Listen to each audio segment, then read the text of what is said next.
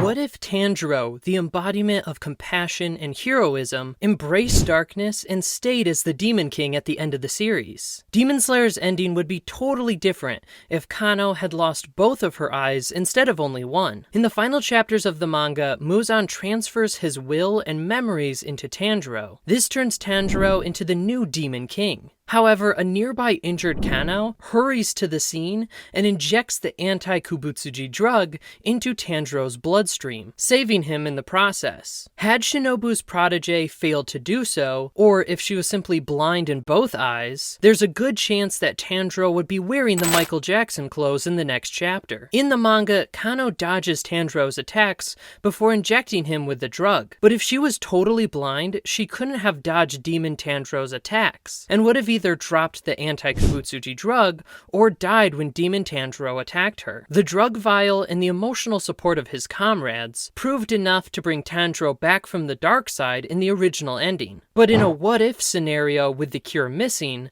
Tanjiro becoming the next overpowered Demon King seems like a surety. Tanjiro is already the strongest new generation Demon Slayer in the anime. If he became a demon, he'd wreck everyone quicker than Zenitsu could thunderclap and flash out of there. Even as a normal demon, Tanjiro sounds terrifying, right? So imagine how much crazier it'd be since it's actually Muzan possessing Tanjiro's body in this situation. So essentially, Tanjiro is the Demon King. He can wield water-breathing, sun-breathing, blood demon arts, is immune to the sun, and has a custom Nichirin sword. If this was an isekai anime, it'd be called something like Ruling as a Demon King with level 999 powers. So imagine that, a soulless tyrant and cruel Demon King Tanjiro. Well, maybe not cruel, since every time a demon would die and tell his life story to Tanjiro, he'd cry through an entire pack of Kleenex. Tanjiro's a sucker for those monologues. But with that out of the way, what exactly would happen after Tanjiro becomes the Demon King? For starters, life goal number 1 for him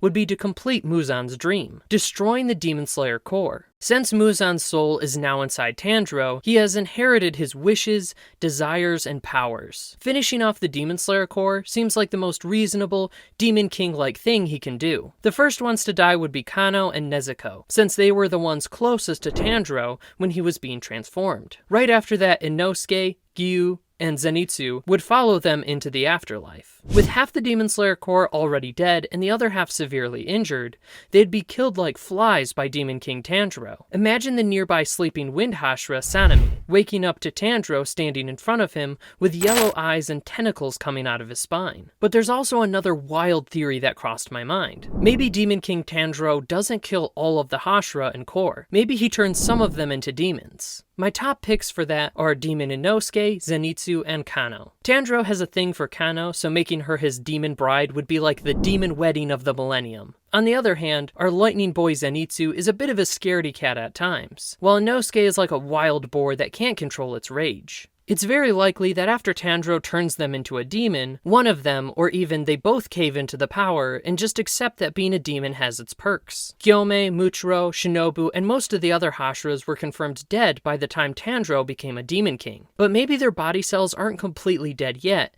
and Tanjiro is able to turn some of them into demons. Even thinking about a demon Gyome gives me the shivers. Demon King Tanjiro would form a brand new 12 Kizuki, a team stronger than the might of Akaza, Kokoshibu, Doma, Nakame, Hantengu, and Gyoko combined, while at the same time a Demon King Tanjiro, who is arguably even stronger than even Yoriichi Sugikuni was, would be ruling over them. And now, cue the juicy part. Tanjiro the Demon King, he has the 12 Kizuki, and anyone who opposes him is dead. Now the question is, what would this band of demons do afterwards? Taking over the world would be a place to start. Tanjiro Kibutsuji would order Inosuke to round up the peasants for human sacrifices. Humans would pretty much be slaves under Tanjiro's rule. No more hiding in the shadows. Rather, entire demon cities would be the future. It'd be a dictatorship with demons being able to do anything they want to humans. As for the Demon Slayer core, while Tanjiro did wipe out all of its pillar figures, the core is widespread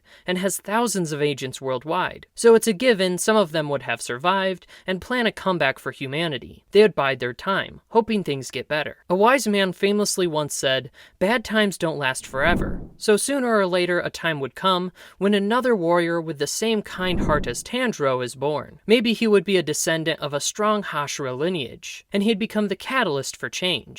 Then another order of Hashiras would form, fight the 12 Kizuki, and humanity might be able to take back their fate from Demon King Tanjiro. This is all a very hypothetical scenario, so the sky's the limit for what could have been. That said, Demon Slayer's ending is just perfect as it is, even if Tanjiro and the remaining Hashiras died from their Demon Slayer marks. Oh, and while we're on that subject, if you want to know the full history of the Demon Slayer marks and what they mean, just click on the link popping up on your screen.